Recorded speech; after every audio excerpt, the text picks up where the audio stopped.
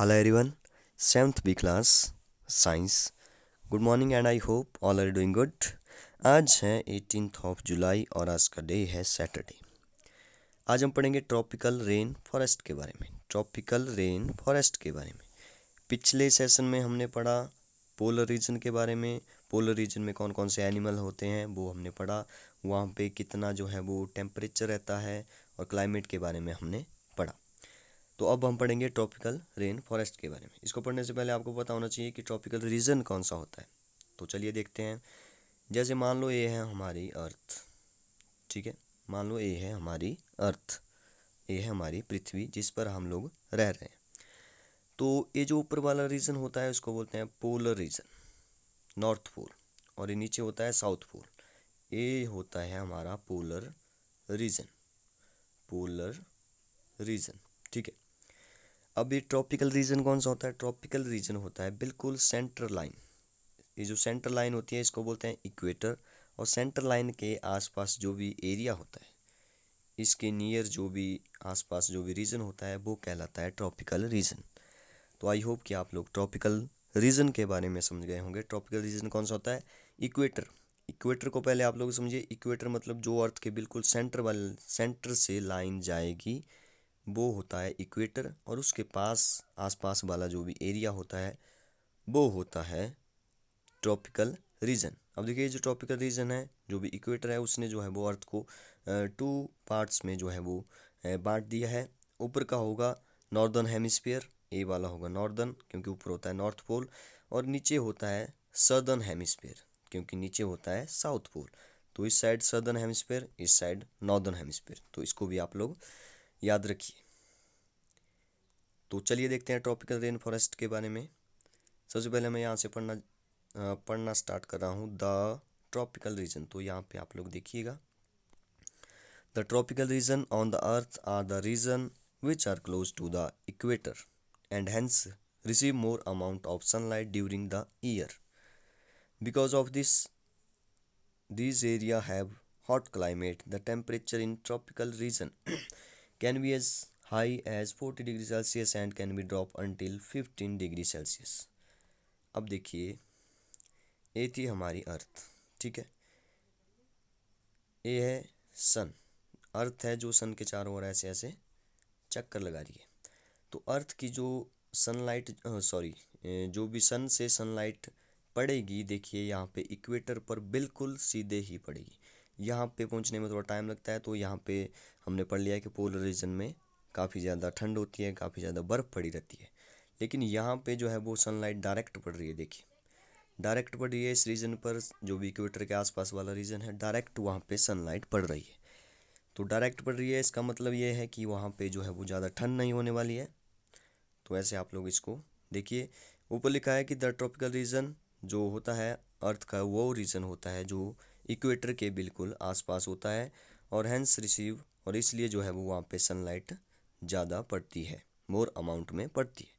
Next लिखा था because of this area have hot climate, इसलिए जो है वो वहाँ पे हॉट क्लाइमेट जो है वो रहता है। अब देखिए हमने क्लाइमेट के बारे में बात की है, क्लाइमेट और वेदर में हमने डिफरेंस देखा था। एक बार मैं फिर से बता दूं, क्लाइमेट जो है वो जैसे 1 ईयर्स 2 ईयर्स या 20 ईयर्स में काउंट होता है, और वेदर जो है वो 1 दिन या 2 दिन में हम लोग या आवर में बात करते हैं। जैसे अभी जो है वो बारिश है तो हम लोग बोलेंगे जो वेदर है वो ख़राब है, या टेम्परेचर जो है वो अभी मतलब डाउन है, ठीक है। तो यहाँ पे क्लाइमेट की बात कर रहा है। क्लाइमेट क्योंकि वहाँ पे जो क्लाइमेट होता है वो ज़्यादा हॉट क्लाइमेट रहता है, ठीक है। कहाँ पे? ट्रॉपिकल रीजन में। तो आगे लिखा था the temperature in tropical region, the temperature in tropical region यहाँ पे, ठीक है।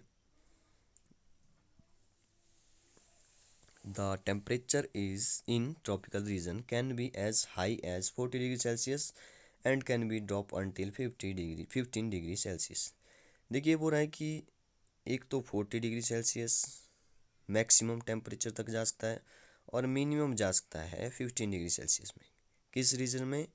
ट्रॉपिकल रीजन में, जहाँ पे हम लोग भी रहते हैं। क्योंकि हमें पता है कि हमारे भी यहाँ पे जो भी टेम्परेचर होता है वहाँ पे भी कई बार 40 से भी आगे चला जाता है, वैसे 44 तक भी चला जाता है कई बार। तो 40 डिग्री एक एवरेज जैसी बताई है इन्होंने कि 40 डिग्री के आसपास हाईएस्ट मैक्सिमम जा सकता है टेम्परेचर यहाँ में। पोलर रीजन में हमने बहुत कम पढ़ा था, क्योंकि वहाँ पे जो है -37 डिग्री टेम्परेचर तक भी चला जाता था, लेकिन यहाँ पे मिनिमम जो है वो एक एवरेज लेकर चले हैं। एवरेज जो है वो 15 डिग्री सेल्सियस तक जा सकता है मिनिमम टेम्परेचर। तो आई होप कि आप इस पॉइंट को समझ गए होंगे। ये इंपॉर्टेंट पॉइंट है, मिनिमम 15 और मैक्सिमम 40 डिग्री सेल्सियस तक जा सकता है टेम्परेचर कहाँ में, ट्रॉपिकल रीजन में। आगे देखते हैं।